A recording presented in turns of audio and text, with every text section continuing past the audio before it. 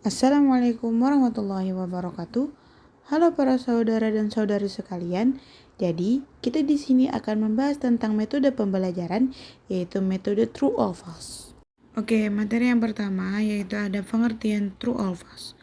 Metode belajar di true or false yaitu metode pembelajaran aktif yang dapat meningkatkan keterlibatan siswa dalam materi pembelajaran.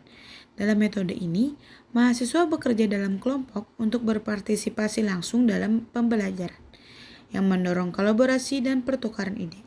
Metode belajar dari true or false sangat efektif dalam menghidupkan topik-topik yang sulit dan kurang menarik, serta dapat membantu mahasiswa meningkatkan kapasitas belajar mereka, keterampilan berpikir kritis, dan kemampuan mengingat informasi.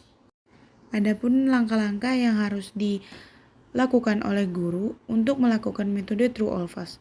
Yang pertama ada menyusun daftar pertanyaan yang relevan dengan materi pembelajaran dengan separuh pertanyaan benar dan separuh lagi pertanyaan salah.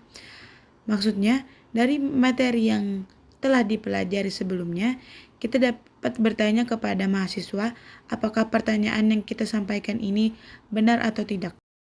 Yang kedua ada menulis setiap pertanyaan pada kartu indeks, pastikan jumlah kartu sesuai dengan jumlah mahasiswa di kelas.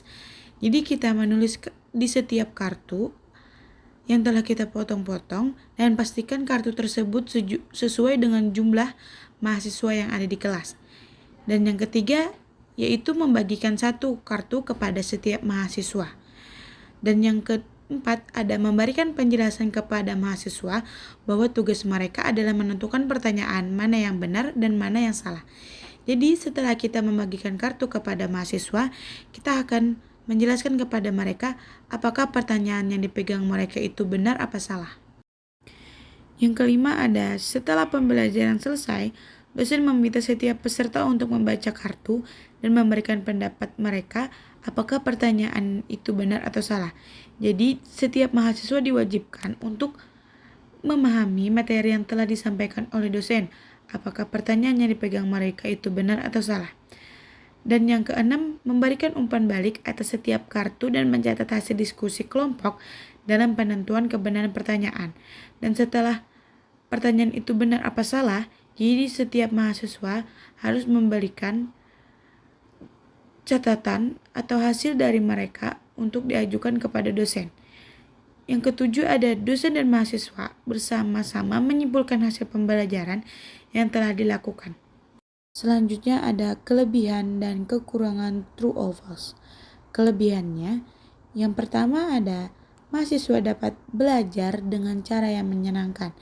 Dengan metode true or false ini, mahasiswa harus lebih memahami tentang materi yang akan dipelajari dan soal yang akan diberikan oleh guru tersebut. Jadi pertanyaannya itu sesuai dengan materi yang dijelaskan tadi. Apakah pertanyaan itu dapat dijawab oleh mahasiswa? Terus yang kedua ada dapat memotivasi mahasiswa untuk lebih serius dalam belajar, menghindari sikap malas, mengantuk, atau melamun. Dengan diberikan pertanyaan, siswa dapat berpikir lebih serius apakah pertanyaan ini benar atau salah. Dan diberikan alasan mengapa pertanyaan itu benar apa salah. Jadi, setiap kelebihan itu pasti ada kekurangannya. Dan adapun kekurangan true or false, yang pertama, terkadang bisa terjadi perbedaan pandangan dari berbagai sudut dalam menyelesaikan masalah, bahkan diskusi dapat menyimpang dan memakan waktu lebih lama. Karena di dalam satu kelas itu terdapat banyak orang dan banyak kepala, jadi berbeda-beda pendapat itu hal wajar. Jadi menyebabkan diskusinya lebih lama dan memakan waktu. Karena pendapat bahkan ada yang tidak sama dari pendapat yang satu dan pendapat lainnya. Terus yang kedua, pembagian kelompok pasangan dan sesi berbagi antar pasangan dapat membuat pembelajaran menjadi kurang kondusif.